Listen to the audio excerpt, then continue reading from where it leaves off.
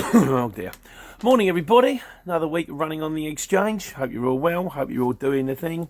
Sunday Q&A. Questions, points that you guys got. Written them all down. Today's one, we're going to focus mainly on trips abroad. When I say trips abroad, basically, there's Scotland and Wales, and then there's going over the water, aren't there, really? One of the guys asked me about, came up with C11 Yan, who is the official shipper on the channel. Hello, mates. He's not the official. He says he's the unofficial shipper, but he's the official one. He's the guy who'll give us a peek behind the velvet curtain. He's the one that's actually on the other side, and he's very honest, very frank, lovely fella. And he said a trip from London to Dublin, he said a shipper will sell for £1,000, and they'll probably sell it on the career exchange for around $550. The difficulty is that, as I found with Scotland, unless you've got a backload, it all seems wonderful. Because you're thinking, I'm going to get 550 quid, and you put it on the van, and you go there, and you do the diesel, and then you do the ferry, and then you do the overnight. And if you can't find one on the way back, by the time you've slept over, and you've got the ferry back, and you come home empty, and you're knackered, and you worn yourself out, you might find that, the day out, it's like with Scotland, the day out, that last trip, I picked you up at 3 o'clock, got there at 10, earned me about 360 quid. The next day, on a Friday, all day on the way home, because I had to be back at 5 to pick a parcel up, I made £80. So if you put the two of them together, even with the work that I did before I picked the Scotland up, I'm not that far different from from 3 jobs running around town. So things to be careful. Although C11 Yan does say, if you are going across to Dublin, he says it's worth getting an account with Freightlink, and that way they can get you return jobs. Also, Ross Gilmore says the Victor Tracy shipping, and they're based in the Republic of Ireland. So there's a thing going on there with the VAT. Because it's Republic of Ireland, I think they don't charge. But your customer might not know that. So I'm going to let you guys work that one out. The VAT thing is a grey area on that one. I'm making no comments on that. But Freightlink or the Victor Tracy shipping, 2 people out there that might give you guys, if you're thinking of going to Ireland, and if you're thinking of going to France, be careful. France, Spain, if you lovely getting a job out there, you can get mega dough. I personally, in a Luton van, I think I would probably be quoting saying double money. I'd probably be quoting £250 a mile, thinking I'm not gonna get a job back. And then there's the toll roads. I'll be honest with you, I haven't run abroad. Maybe one day I will, but it scares me. I could mess it up. I could find myself doing a lot. Unless I'm going to get very well paid for the job, I could find myself doing a pile of work for nothing. Right. Let me know your experiences. Murray's Trella. He says he knows about not giving the business cards. What about the PIDs? Because you're not allowed to give the business cards out, guys. You get in trouble for this. It's you're basically, when you go in as a shipper. So if Crown Couriers ring you, you are Crown Couriers. If Speedy Freight ring you, you are Speedy Freight. You turn up, you say Speedy Freight for a collection. You don't turn up and give your name, and you certainly don't give your card out, because that's like trying to nick their customers, and that's not done. They've got you the customer, they've got you the job. You don't go around, they call it poaching. He said, what about if I got the name on the POD? Well, not really. Again, it's not quite the same as going, is me, call me next time. But if they clock it and they got the number, it's not really done. You're much better off getting a plain POD. I mean, what I would say is, if you've got your PODs with your names on, scribble it out with a pen. Also, you bear in mind that POD is going to go back to the shipper. The shipper's going to see it and he's going to say, what are you playing at? So, but personally, I recommend plain PODs. If you want it, I've got a PDF. Just give us your email address underneath. I'll ping it across to you. It's A3. You get 2 on a sheet. Cut it in half. Or just get yourself a book. Like I say, I've been using the books. When this book runs out, I'm going to print my own PODs because it's easier. But there's a book on Amazon. I think it's by Ocean something. It's about £7. Or just a plain invoice book. Sorry about that. You can get a plain invoice book from, just go to Smith's, plain invoice book, duplicate book, give you 100 sheets for about £2.5. Even a little, you don't even have to be big, just a little one. So, but yeah, you're much better off doing that. Another question, sorry, I've written your name really blurry. How do you become VAT registered? I am a very old man. I became VAT registered when I was 25, when I started my market trading business. I'm now 50. I can't remember. But what I imagine you would do is go to the website, type in HMRC, VAT registration, and just follow the instructions.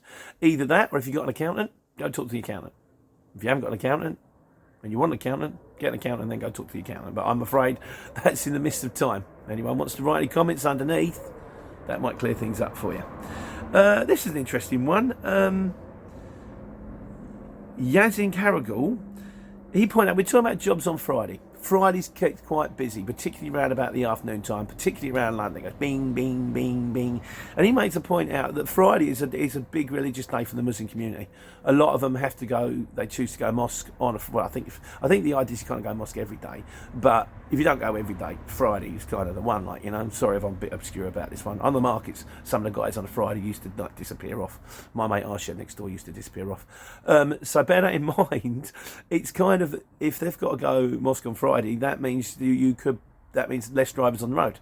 Less drivers on the road. Plus, potentially, I also think Friday is the day because people want to get the jobs out, because it's like, it's the weekend, let's get it done, let's get it sorted. So I think it's a combination of potentially more jobs and less drivers, which means on a Friday you can potentially get more money.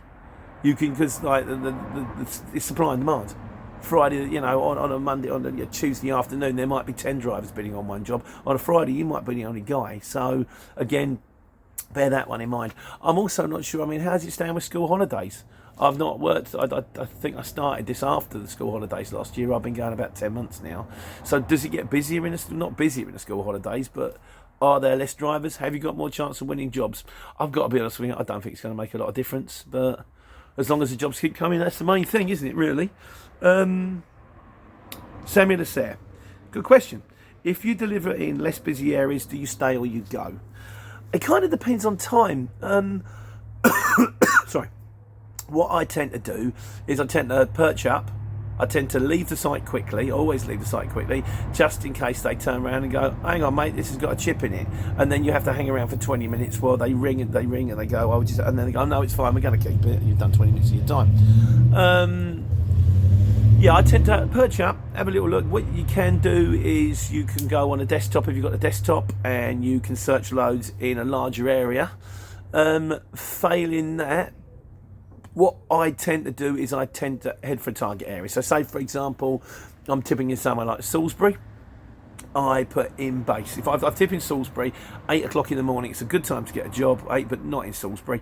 So what I would do is I put in base, because I know base is going to take me back towards London, round the 25, round Feltham. 2 reasons for this. Firstly, London is probably the best area in my area for me, and secondly, because there's 2 or 3 guys that might ring me with a job. So if I perch in Salisbury at like 7, 8 o'clock in the morning after tipping, and I get a phone call at 9 saying, are you available, there's one coming out of Milton Keynes, I'm too far away. But if I've headed towards London, by the time they ring me, I might be in UB7 or Slough, and I can go, yeah, I'll be there just over an hour, and they're kind of cool with that. So, and if it's a decent one, it's a multi-drop. It's I've done that before. I've dropped in Norwich before, and I've driven all the way back from Norwich to Luton because it was picking up a 4-drop multi-drop out of Vauxhall. All of them basically Luton to Bedford, and it was worth £25 a hit. So I got 100 quid for what was then 2 hours work, and I probably wouldn't have got that coming back from Norwich. I could have been stuck. It's a chance you take. One of the guys, I didn't write your name down, he said it's that thing. He took a Mickey Mouse job. I think it was Darren Perry. How you doing, mate? He said, I took a Mickey Mouse job round the corner, and 2 seconds later, a really good one pinged up. Again, just around the corner, right to my home. But I always say burn in the hand. I've done it before. It's happened to me once or twice where that's gone off. But normally you go, I'm going to wait for a job, and an hour later you're still waiting for that perfect job. And it's like, why didn't I do the job that came up? I could have been halfway through it by now, and I'd been off the money in my bin, like, you know. So it's that kind of thing. I tend to start looking for jobs about 10 minutes before I tip. And I tell them the truth. I go, I'm tipping in 10 minutes. It should be easy to one pallet. That way, if you get there and you can't get in for some reason, or there's a queue, or something goes wrong, you ring them up. So you remember I rang you 10 minutes ago, and I said I should be tipping in 10 minutes. Well, it's all gone sideways. Sorry. But if you, don't tell them you'll definitely be there. Tell them you should be. If you're not, just keep them informed. Fill them in. Be honest. The thing that shippers hate is people lying to them. Don't do that. It's not good. But if you tell them the truth and they go, yeah, fine, we're going to go with that, then they'll go, okay, no problem, we'll find something else, like, you know. But on the whole, once I've tipped, tend to, Oh, the other thing about, so if the job I always take the job when it come up. If you don't want to drive yourself mad, if you go to the dashboard, the noughts and crosses grid, in the top left hand corner you'll see 3 lines. Click on the 3 lines and a menu will appear on the left hand side. Go down to settings, go down to load alerts and disable them. This has 2 things. Firstly, it means you can't see if a fantastic job turns up, and when you're doing your next job you won't get ding, ding, ding, which can drive you potty. And then when you're 10 minutes away from tipping, just go back in and turn it back on again. So that's something you can do. Yeah, there's a question. Can you move your no claims discount from your car to your van? On the whole, no. You can if you've got a pickup as your car, because a pickup is classed as a commercial. But commercial no claims discounts are different to normal no claims discounts. So if you've got 10 years on your car, you can't move it to a van, which is a shame. That's the way it goes. Andrew Broadbent, he said, is it a problem if your van is sign written? Not really, but it's not ideal. It comes back to the POD thing. You are going in as a representative, so as far as your customer is concerned, you are City Sprint, or you are En Route, or you are HBC. If your van's sign written, you can just turn around and say, oh, we were really busy. If someone flags it up, I thought you was from HBC, you can say, yeah, we're really busy at the moment, so we've had to draft in some extra vans. This is a temporary van, or we've just bought this and we haven't had it painted yet. Or, you know, just say, if they say no, if they say, oh, you're HBC, you say, yes. And if they say it's not written on the side of your van, yeah, my usual van broke down and I'm borrowing this off my cousin. You know, just say something. It's never really I mean, I've got a plain van anyway, but I don't imagine it's something that happens often. Most people don't care. They just want their box. As long as it turns up with a happy career driver, on time, in one piece, they don't really mind what your van looks like. It's not, you know, they might frown a bit if you look a bit messy, but on the whole, I think most of us are well turned out, aren't we? Rumbata, he says he's struggling. He said my postcode was NG17. Yeah, like I checked up NG17. I thought it might be Norwich, but it's not. It's like between Sheffield and Derby, mate. In a Luton van, you really shouldn't be struggling. I honestly don't know. I'm really sorry. I don't know why. My advice would be, that I say to all of them, try getting yourself a job for the morning, the afternoon before. Start looking around about 2 o'clock. See if ideally you want to get one on your van last thing. You know, tip your last job, then maybe pick one up 5, 6 o'clock at night, and hopefully dropping early in the morning. And beware, and also be wise of your areas. We call it the ghost.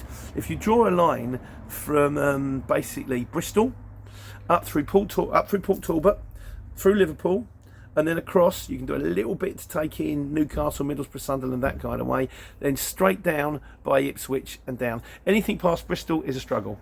Anything in the middle of Wales is a struggle. Anything above Manchester, Liverpool, you might get something out of Aberdeen. Not a lot comes out of Scotland. They kind of, as my mate Mick says En Route, he says most of the manufacturing goes up there. It doesn't come down.